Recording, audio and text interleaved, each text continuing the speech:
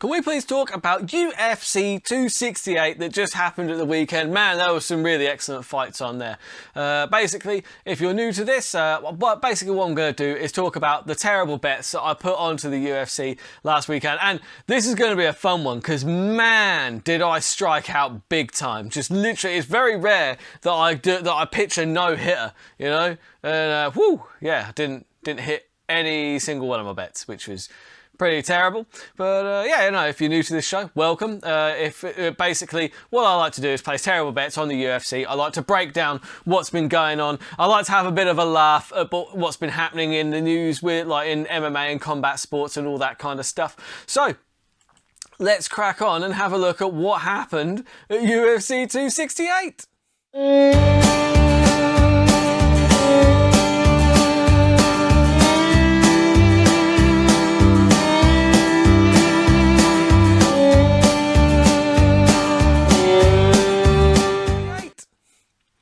So, first of all, I would like to give a big shout out to the big man, Chris Barnett. What a kick and what a celebration. When you've got a dude who's doing, he's a big guy, like they're both heavyweights. I did mention, I think that or it was Dan Harder, either way.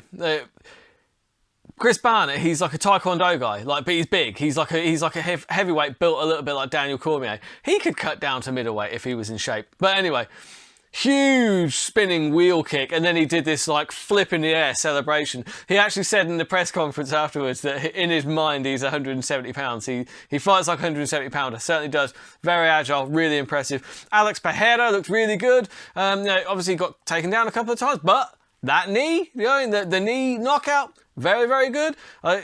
That's obviously the dude that knocked out Israel Adesanya, so he's put in the middleweight division on notice. It will be interesting to see how quickly they push him up the rankings. Bobby Green with a great KO over Al Iaquinta. It was a shame to see Al Iaquinta go out like that, but obviously he's not really been around very much lately. So, a lot of it's like, well, what have you done for me lately, Al? Come on, man. No, I'm just kidding. Al Iaquinta is fantastic. I will pay to watch him fight every single time. I'll pay to watch Bobby Green fight every single time. Ian Gary looked very impressive as well.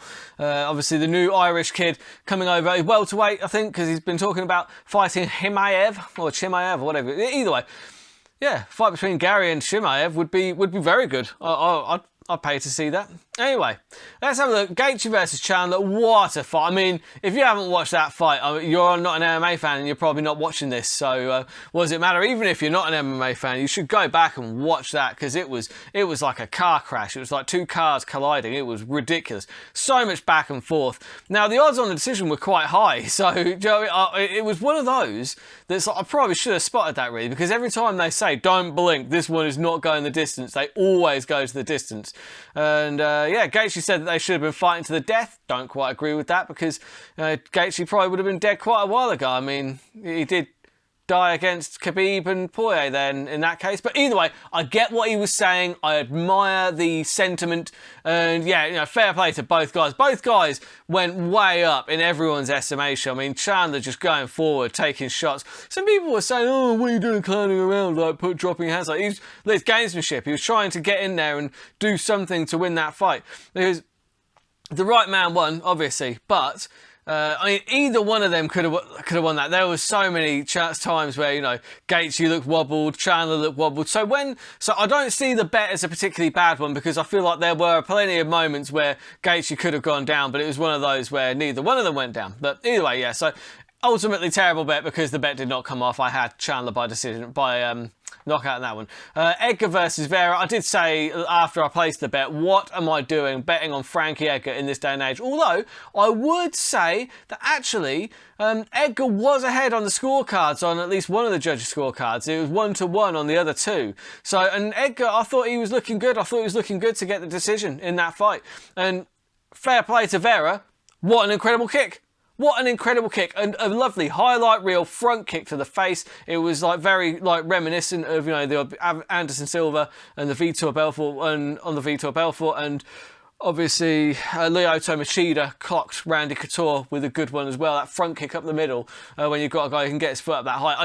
I kind of did see that coming because when they were fighting, it's just Edgar was so much smaller than Vera. Is there any chance that Vera Edgar, sorry, could maybe even head down to like flyweight. I mean, he looks undersized at bantamweight, and you know what? He should just probably hang it up at this point. I'm a huge fan of Frankie Edgar, and I love watching him fight, but I don't love watching him get knocked out. Does that make sense?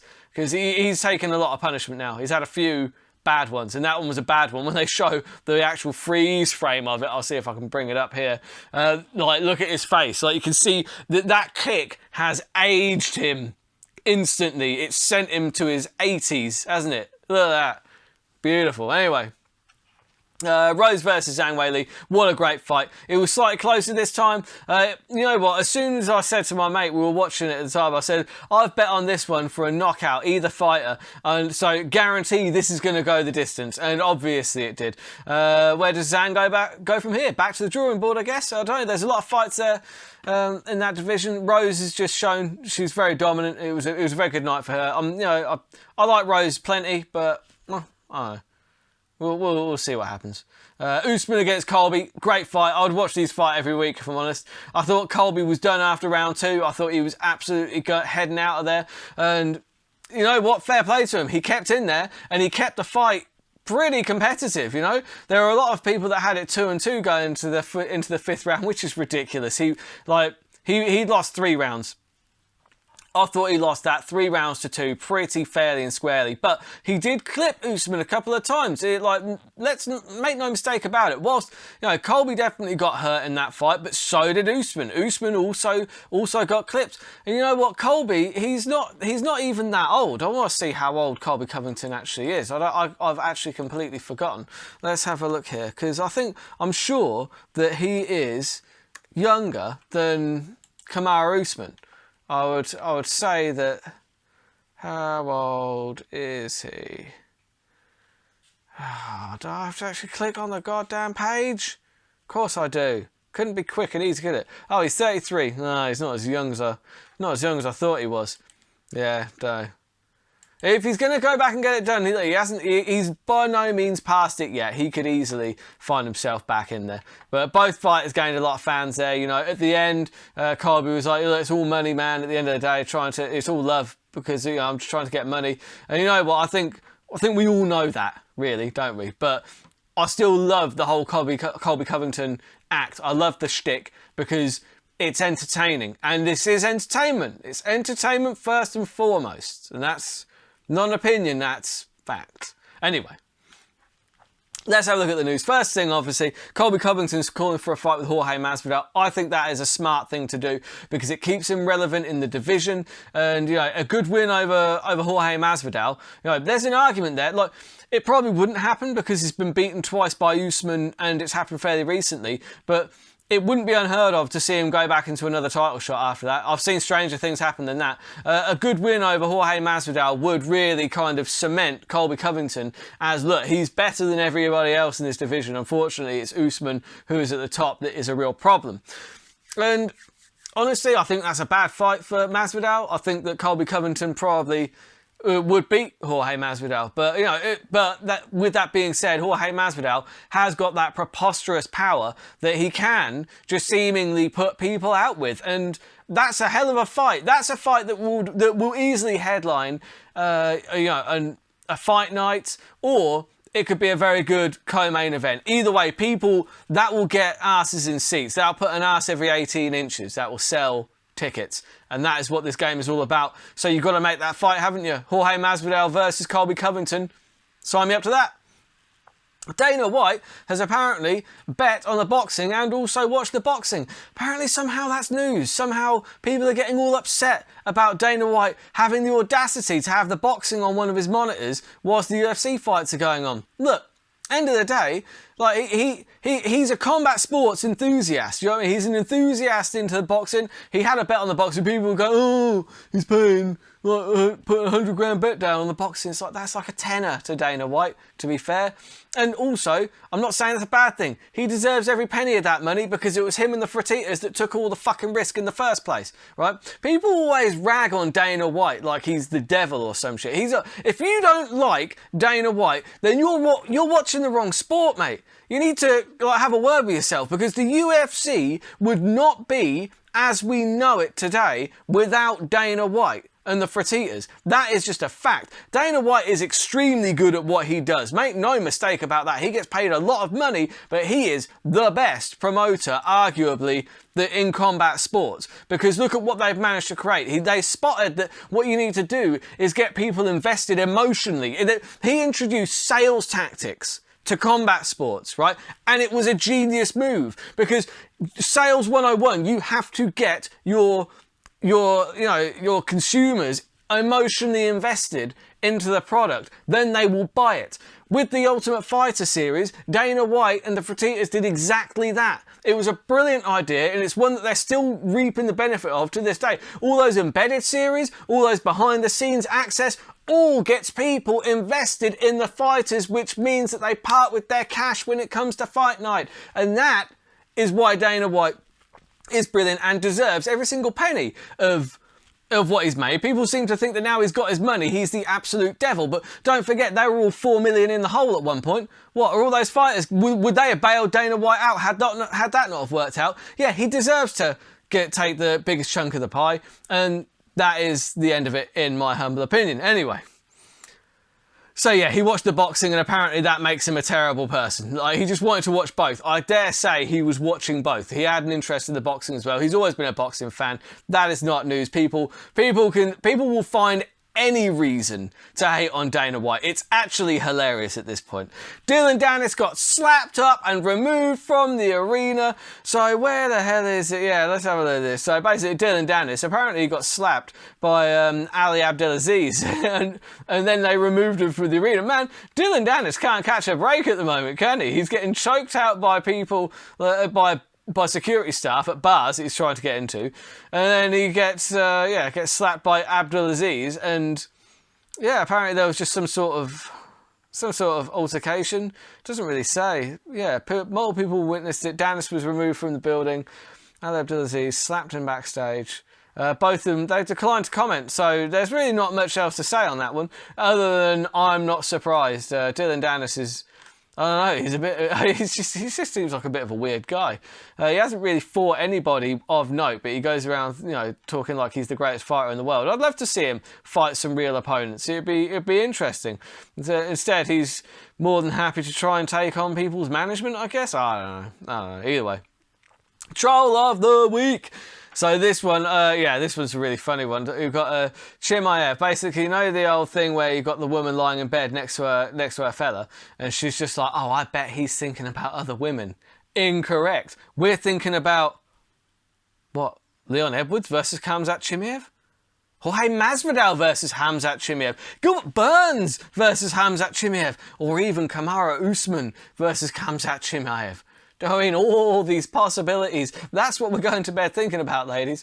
We only want one thing, and it's disgusting. We want to see Khamzat Chimaev, and we want to see him sooner rather than later. That is just a fact. Then we've got Ngannou being blind to God. This is pretty good, because I don't know if you saw this, but basically Cyril Gane was doing some sort of interview backstage, and then Ngannou walked in but pretended like he didn't even see Cyril Gane. It was just weird. It was just really, really weird. Do you know what I mean? It's just like, maybe Cyril Gane loaned him money for his next training camp or something, and that's why Gane was pretending like he didn't see him. But yeah, either way, it was a weird move. And yeah, it was just a very odd situation. And then they've done this one with Bart Simpson just being blind, and he was blind to him. So yeah, like I said, I think that is what it is. I think that basically what's happened here is that Francis Ngannou has borrowed money off of Cyril Gane because he's skint and he needs to put together a training camp, as he's been moaning about for the last few weeks. And then he saw Cyril Gane that he owes money to, and Ngannou was like, nope. Maybe. And last but by no means least, we have got Chimaev. He'll get you on the train. He will get you on the train. It's another one where, obviously he picked up Zhang the other week. And this one, there's been photoshops everywhere. This one from Mountain Mooterman? I can't even tell what that says. You can see the logo in the corner. Credit to those guys, but that is brilliant. That's some great Photoshop work. What I like there is they Photoshopped the bag underneath his hand and like the passport in his hand as well. So it's just like literally he's picking him up and just throwing him on the train. And speaking of trains, I am, Khamzat Chimaev, he's picked me up and he's put me on the train. I am on the Khamzat Chimaev hype train. I am firmly on. He's picked up Jiang Liang and dragged him to the octagon along with my heart. It's honestly, I really can't wait to see that dude fight again. It's going to be so much fun. And then obviously, right, this weekend's fights, let's have a quick look. So UFC.com. Why doesn't it always just come up? So I don't know, why don't I just get this prepped? You know what I mean? I'm a moron. I'm an actual idiot. I'm pretty sure it's Holloway against Yair Rodriguez.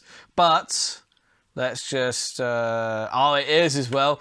Max Holloway against Yair Rodriguez. I don't think that is a particularly good fight for Yair Rodriguez, but we shall see.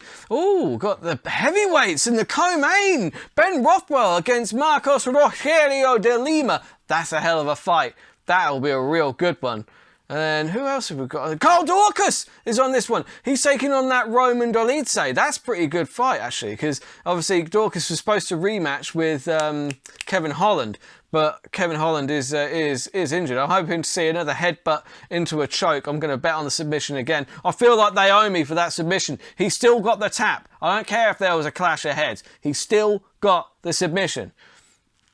Song Yadong sneaking onto that card as well. Wow, that's a sneakily good card, isn't it? Thiago Moises is in there. Andrea KJB Lee against Cynthia Cavallo. That's a good fight. Chaos Williams has snuck onto that card. Holy shit, guys. Marcus Decazes is sneaking in there against Rafael Alves. I am loving that card. That's going to be a great card. I'm going to be frittering away some more money because my betting has been terrible this week. And also, it was terrible for my fantasy team in NFL. I just want to take this moment to say to the Buffalo Bills, thank you for making me lose my fantasy NFL game this week, you absolute knobheads.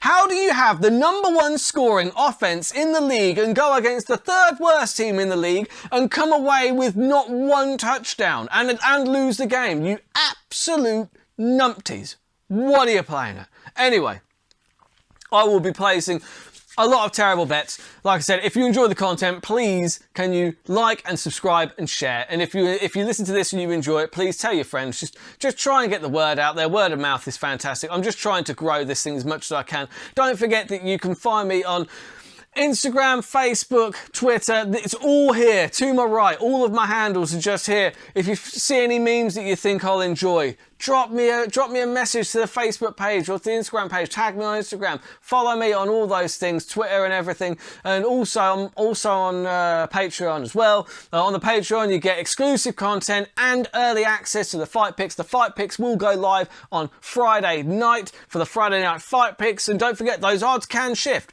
The odds can shift quite a lot from the Friday to the Saturday. It's why I give my patrons like early access to the fight picks on Friday. But they are, of course, on my YouTube channel on the Saturday as well, so everybody can enjoy them. But the odds do shift quite a lot sometimes. And basically, if you just bet the opposite of what I do, you're going to be a really fucking rich MMA fan, I'll tell you that. But until next time, keep those odds long and those bets terrible.